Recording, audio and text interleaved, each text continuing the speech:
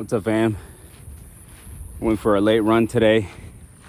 I went for one yesterday and I did 8 miles and my time was really good, and I was gonna hit the gym today, but man, I just really felt like going for a run. So I did 7 today. Time's pretty good. I don't know what average pace was, 10 minutes, 20 seconds, which is amazing, man, for me.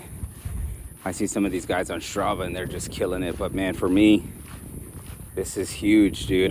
When I first started running, I was at 19 minutes a mile, 17 minutes a mile. You know, for this fat boy to be getting 10, 20 for 7 miles, man, is fucking proud of myself. I was thinking today, or the other day, how, you know, we all have our stories. We all have, you know, shit that we went through. It's all real for us, right? But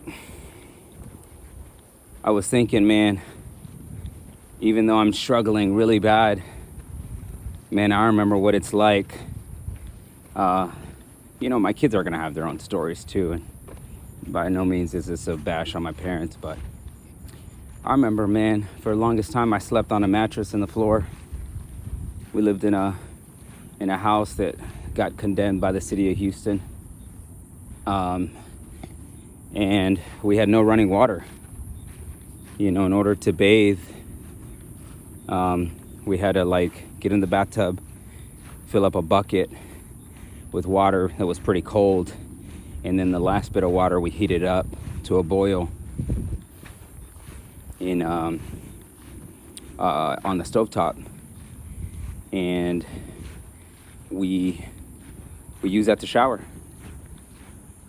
It had like this metal smell to it, and I just look at my daughter, man, and I have to draw the line somewhere, man. I have to make it, or or I'm gonna die trying. Man, I'll never allow that to happen to my daughter. I have to succeed for her, for my boys. I have to encourage them, but it's more or less for my daughter, man. I want to spend more time with them. You know, I don't know if I shared, but you know, if I were to join the military, man, it'd be the next 6 years of my life. Benaiah would be 18. Malachi would be 16. Sherry would be 9. Man, I have to make this work. I don't have a choice. It's got to work. I have to figure it out. You know, what is it in your life that you can go back to and say, I'll never allow myself to experience that again? I remember when we and Leo were first married, where we drew the line for our finances, was whenever our card declined for insufficient funds when we were 21 and we were trying to buy baby food for Benaiah. And that's when Leah and I said, there's something wrong. Something's got to change. And from that point on, I remember I worked at AT&T. At one point, I was a part-time creative pastor at a church. I was a manager at AT&T, right? So like a full 40 hours, part-time, maybe another 20. And then I would do Uber on the weekends till like 3 a.m., 4 a.m. just to try and catch up. And luckily paid off our debt. You know, it was short-lived. We went back in. Things are definitely harder with a partner, I think, sometimes, if you're not on the same page. But what sacrifices are you willing to make today to have the life you want tomorrow? You know, everybody talks about someday, you know, Fuck that. There's Monday, Tuesday, Wednesday, Thursday, Friday, Saturday, and Sunday, but there isn't a someday. We've got to put in the hours. You got to put in the work now. Yes, we can have our moments where we feel defeated, but they have to be short-lived. I mean, I remember when I was going through this divorce, it took up so much of my energy. And I finally decided, like, man, I'm only going to give this shit fucking 15 minutes of my life every day. And after that, fuck it. You know, I'm not going to think about it anymore. There's no point. You know, I fucking miss my children so bad, dude. Every time I drop them off, and even before, it just kills me. I have anxiety over it. And I think my son feels it too. I think that's why he has anxiety when he's over at my house. And I remember we were driving home, his anxiety was acting up.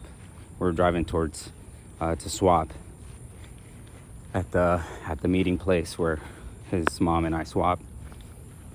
And as soon as we parked, she wasn't there, and I told him to just climb in my seat and so I could hold him, and he started crying and saying, "Thank you, Dad. Thank you." And it broke my heart because there's nothing I wouldn't do for that little boy. Even though I'm hard on him, you know, and I bust his ass, there's nothing I wouldn't do for him. It's just sometimes we can't stop to acknowledge how we're feeling. And I know that's could make him feel insecure as a child. But when I'm trying to get them all in the car to go to his mom's, you know, it's another story. And I think what they need now more than anything is, it's not for me to sign up for the military. They need my proximity. They need me to be present. They need me to show up, whether it's broke, whatever the fuck. They need me. And I think a lot of us in this life don't have that. We don't have someone that needs us, and as a man, that's sometimes the only thing that keeps you from fucking sucking on a gun.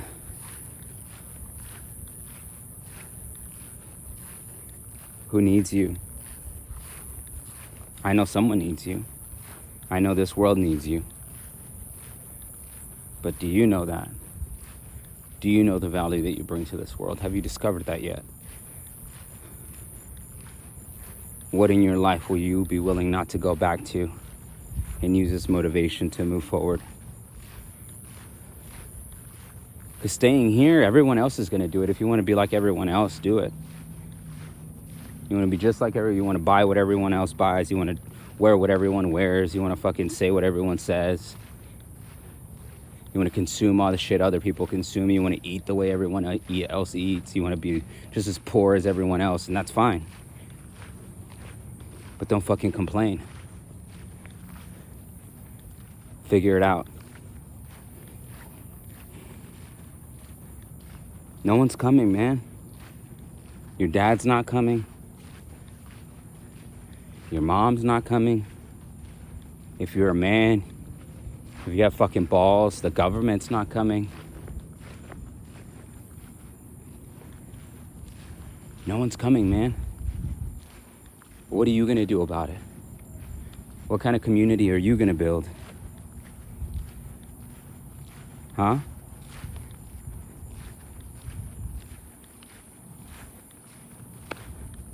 Shit's real. But so are you. So are you, man. Get out there. Move. Move forward, man. I'm not willing to go back. I know what it's like to starve. I know what it's like to be hungry because we have no food. You know, now I choose to fast. Eat one meal a day just because I'm trying to cut weight and because I'm broke.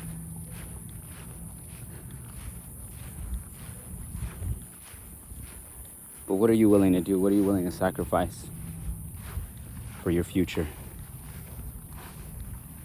Because right now, our society is Now.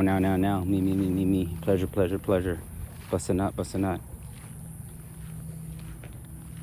You know, I'm just as guilty as the next guy. But what the fuck are we doing, man? Are you gonna be the one that just consumes content, or are you gonna be the one who creates it? I don't know, man. I want to start a men's group. Probably do one for free for a little while, and then to see the outcome, and then do, I don't know, maybe just do a paid version.